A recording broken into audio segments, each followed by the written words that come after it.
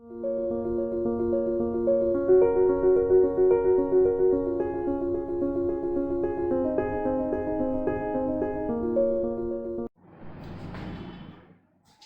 Morning दोस्तों, मैं आज आपको limiting radius ratio for tetrahedral words समझाऊंगा।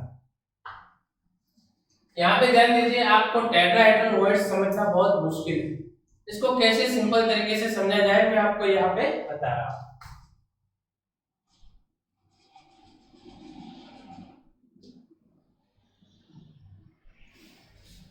एक स्फीयर है, इसको हम 2D में बता रहे हैं, ध्यान से देखिएगा।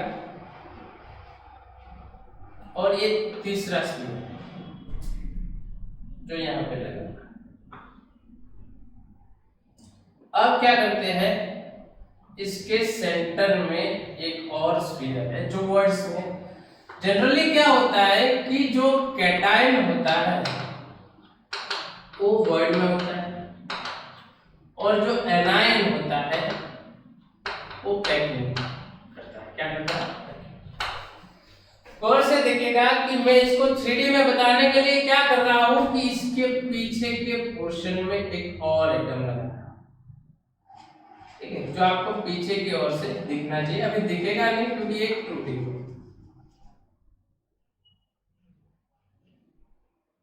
समझ में आ रहा है?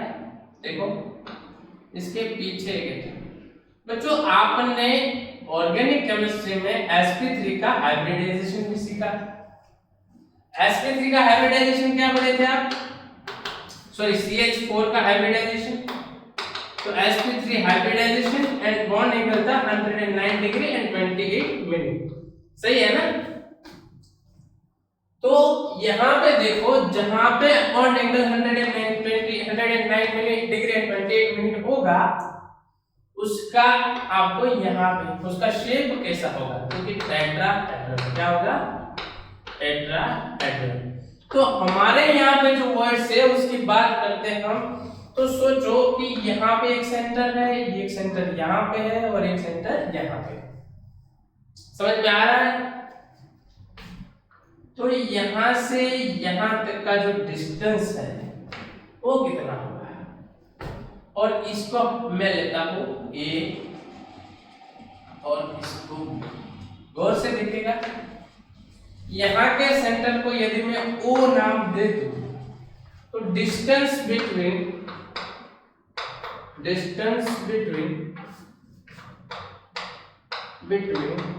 A and O equal to, मैं क्या लिख सकता हूं? A एंड O मैं क्या लिख सकता हूं कि A से O तक जाने में मुझे क्या मिलता है? तो radius of anion plus radius of cation. सही है? और O से B का भी डिस्टेंस इतना ही होगा, is equal to OB equal to A4। Is it clear? यदि मैं इसका एक ऐसा बना लूं, A B O, इसके पैरेलल एक एंगल बना है। तो सबसे पहले मैं आपको बताना चाहूंगा कि ये जो एंगल बना है एक कितना। तो यहाँ पे देखो टेट्राहेड्रल वर्ड्स है और टेट्राहेड्रल वर्ड्स में जो एंगल होता है वो 109 डिग्री एंड 28 मिनट रहता है। कितना रहता है? 109 degree and 28 minute. Is it clear? तो मैं इसके पैरेलल एक एंगल बनाऊं तो इसका क्या हो जाएगा? हाफ। तो जो ये एंगल मुझे मिला नया वो क्या होगा? 45 डिग्री एंड 44 मिनट। क्या हो गया? 45 डिग्री एंड 44 मिनट। फिर से देखिए, मैं आपको यहाँ पे एक और बार बता रहा हूं कि ये जो एंगल है वो 109 डिग्री एंड 28 मिनट था। अब इसको मैंने डिवाइड कर लिया है यहाँ से। देखो, आप ऐसे 3 ट्रायंगल लो, इसके ऊपर एक एंगल रख, सॉरी, आप जैसे 3 स्फीयर लो, इसके ऊपर एक और स्फीयर रख दो, तो उसके जो एंगल बना है ये जो बना है राइट। ये कितना हुआ था 109 डिग्री एंड 28 मिनट। यदि मैंने इसके पैरेलल में एक ऐसा बना दिया तो ये कितना, तो ये डिवाइड हो जाएगा, तो ये हो जाएगा 54 डिग्री एंड 44 मिनट। समझ में आ रहा? तो ए बी, यहां से देखिए ए बी क्या है, तो मैं ए बी को 2RA लिख सकता हूं, यस और नो? राइट। तो ए एम, यहां पे यदि मैं एम नाम दे दूं तो M equal to R A भी तो लिख सकता हूं, सही है। तो यदि मैं इफ वी आर कंसीडर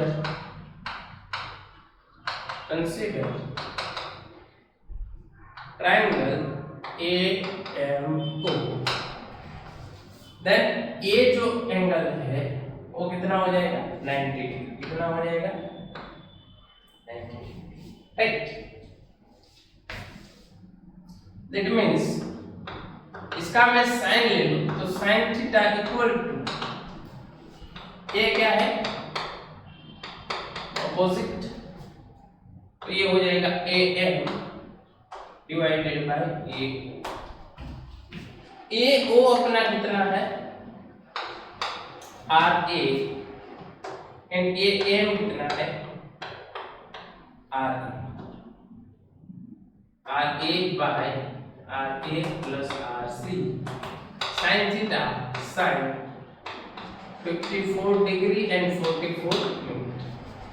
यहाँ पे गौर से देखिएगा कि इसकी वैल्यू आपको याद रखनी है। क्या करना है, याद।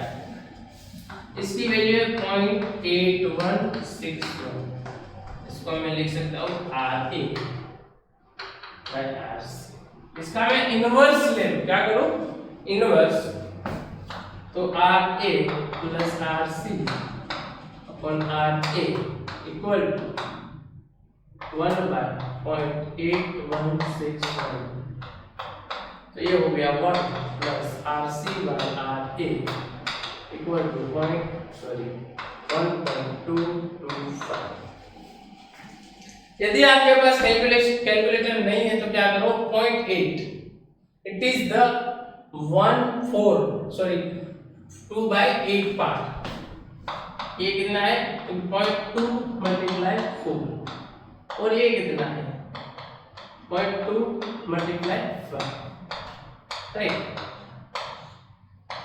ये दोनों गया 5/4 equal to 1.2225। Is it clear?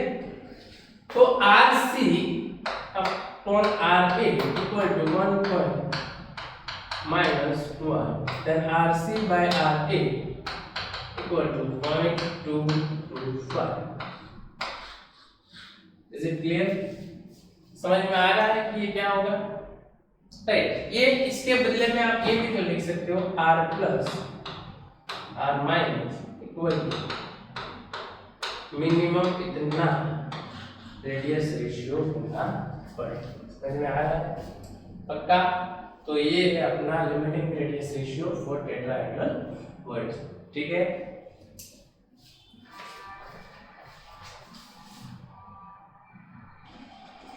Okay दोस्तों, तो अब मैं आपको उसका limiting radius ratio for octahedral words सिखाऊंगा।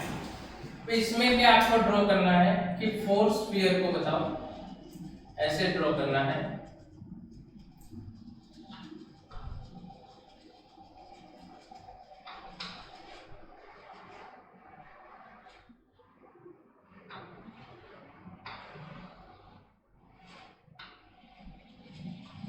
दिख रहा है आपको?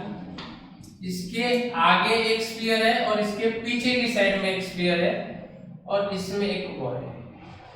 पहले आपको बताया जैसे कि जो वॉइड्स है और जनरली क्या होगा कैटाइड, क्या होगा कैटाइड, और जो स्फीयर है वो क्या बनाएगा पैकेट। ये 100% नहीं है, 99% है। सब केस में आपको ये चेंज हो जाएगा, जो वो भी आपको पढ़ाएंगे। देखो ये इसका सेंटर, ये स्फीयर का सेंटर, चारों के सेंटर को मैं जोड़ रहा हूं। इसको नाम दे देता हूं ए बी सी डी। क्या है? प्लेनर। इसको देते ए बी सी डी। अब गौर से देखें कि ए बी कितना होगा हमारा। तो हम एज्यूम करते हैं कि ए बी इक्वल टू ए, जो साइज है इसकी। एंड ए बी के लिए एक और हम लिख सकते हैं, क्योंकि ए जो है रेडियस ऑफ एनायन है और ए भी रेडियस ऑफ एनायन है। That's why AB equal to RA plus RA equal to 2R। समझ में आ रहा है? And BC is also equal to A, क्योंकि चारों के चारों साइड की साइज A रहेगी। यदि मैं यहाँ से एक डायगोनल बनाऊं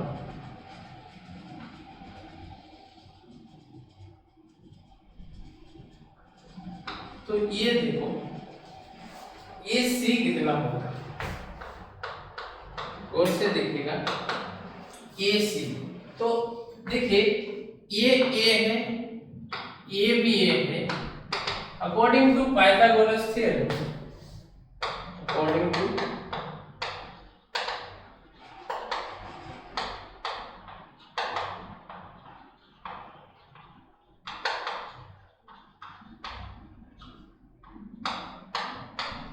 AC square equal to AB square plus BC square. क्यों? तो यहाँ पे जो एंगल बनेगा वो 90 डिग्री है, इसलिए हम ऐसा लिख सकते हैं। But AB is equal to A and BC is equal to also A. That means AC square equal to 2A square and AC equal to root 2A. AC equal to root 2A. समझ में आ रहा है? अब मैं AC को एक और तरीके से लिख सकता हूँ। AC इक्वल तो ये RA, ये RC, RC and ये RA। तो AC इक्वल टू RA plus 2RC plus RA। ये RA क्या है? Radius of anion. And RC क्या है? Radius of cation. It means AC equal to 2RA plus 2RC। समझ में आ रहा है? राइट। तो अब मैं इसका रेशियो ले लूं कि AC बाय AB। तो AC इक्वल टू क्या लिख सकता हूं? 2RA plus 2RC upon AB equal to 2RA। Right. AC क्या लिखा था हमने? Root 2A। That's why root 2A by A equal to 2RA plus 2RC upon RA. Here A cancel out.